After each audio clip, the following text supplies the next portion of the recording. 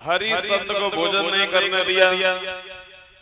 कहने का मतलब है भैया, जब जब हरि संत खाना खाने के लिए बैठते हैं तब तब विश्वामित्र कोई ना कोई बहाना लेकर के हरि संत के सामने पहुंच जाते हैं।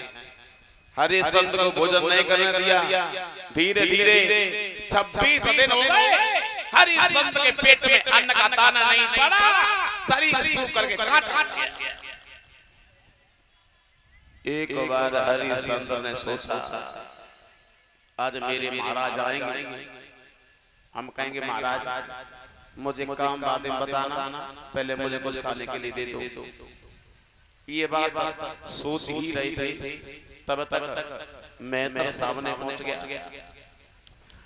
मेहतर बोला हरि संत क्या कर रहे हो? बैठे हो, बैठे ही रहोगे, कर भी क्या सकते हो? बहुत बड़ी भूल की है जो तुम्हें 20 बार सोना देकर खरीद लिया है। एक काम करा, घड़ा उठा नदी पर चले जाओ, पानी भर के बहुत जल्दी से लेकर के आना। अब हरि संत ये अपनी बात तो कहना भूल ही गए। तो वो मेहतर बोला है हरि संत से, हरि संत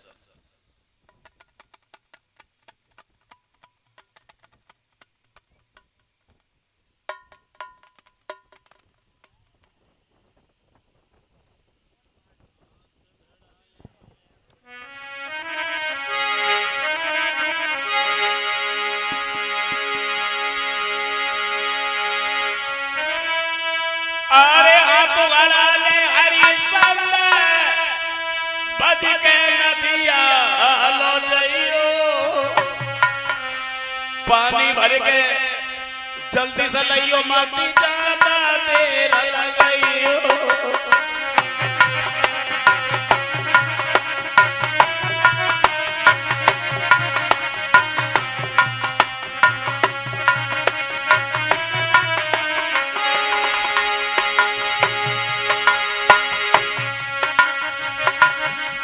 सोई लड़खड़ा तब हरि संत भज के नदिया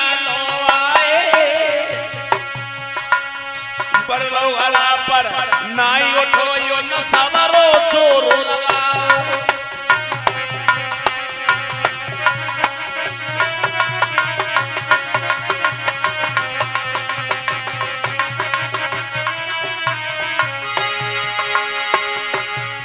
सोई नजरी उठाई कदे की भूपने आवे तारा रानी, करे सहायता मेरी रानी भूपन मन में जानी।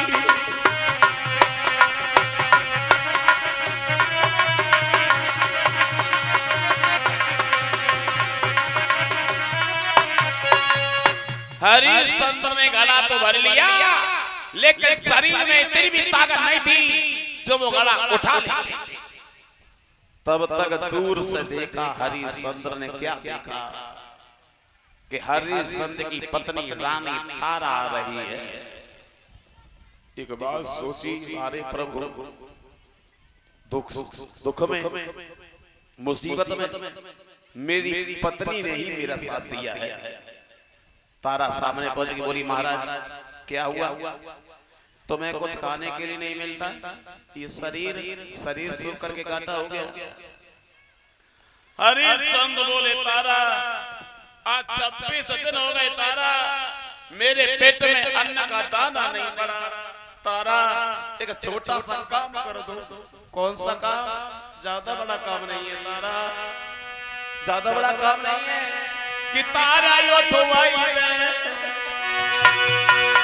मेरी रानी, उठवाई दे गगरिया जल की भरी।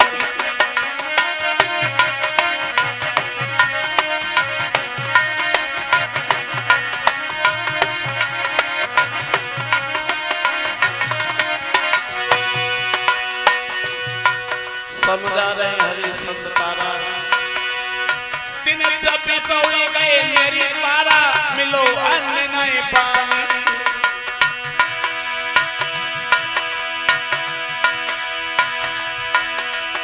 कमर चुकी के कमान हुई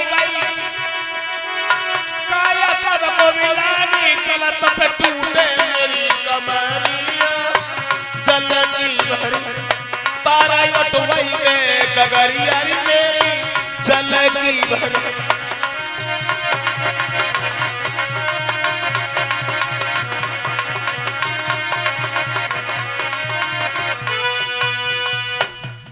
हरिश्चंद्र बोले तारा तुम मेरा ये गाना उठवा दो। और जैसे ही इतने सब तो तारा ने सुने तो तारा बोली महाराज बिल्कुल नहीं, मैं तुम्हारे घड़े में हाथ भी नहीं लगाएंगे। हाँ, क्योंकि तुम्हारे हाथ में एक मैत्र का घड़ा है और मेरे हाथ में एक ब्राह्मण का घड़ा, मैं अपवित्र हो जाऊंगी। एक अकल बता रहे जल में घुस जाओ, पानी जब सीने तक आने लगे घड़ा उठा लेना, ताकत कब लगेगी। तारा ने अपना घड़ा भरा और वहां से चली गई। हरिश्चंद्र खड़े के खड़े ही रह गए। सोचा पा तारा पा तुम वही मेरी पत्नी हो जो एक बार मेरे कहने पर बिक गई और आज तुमने ये मेरा घड़ा नहीं उठवाया। फिर सोचा हो सकता है शायद तब इसका मुझसे कोई मतलब होगा। मतलब हरिश्चंद्र ने अपना घड़ा उठाया लेकिन शरीर में ताकत नहीं थी, वो घड़ा नहीं उठा। हरिश्चंद्र वो घड़ा टूट गया। उदास होकर के हरिश्चंद्र मैत्र के सामने पहुंचे। मैत्र ने हरिश्चंद्र को आता हुआ देखा, बोले कहो हरिश्चंद्र घड़ा कहाँ है। हरिश्चंद्र बोले माफ करना महाराज, वो घड़ा मुझसे टूट गया। मैं तो बोला हरिश्चंद्र घड़ा तोड़ दिया, एक पैसे का काम नहीं करते हो, ऊपर से नुकसान करते हो।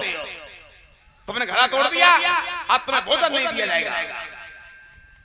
सुना, लाठी उठा शमशान में चले जाओ। एक बात का ध्यान रखना, बिना टका के कोई मुर्दा नहीं चलना चाहिए।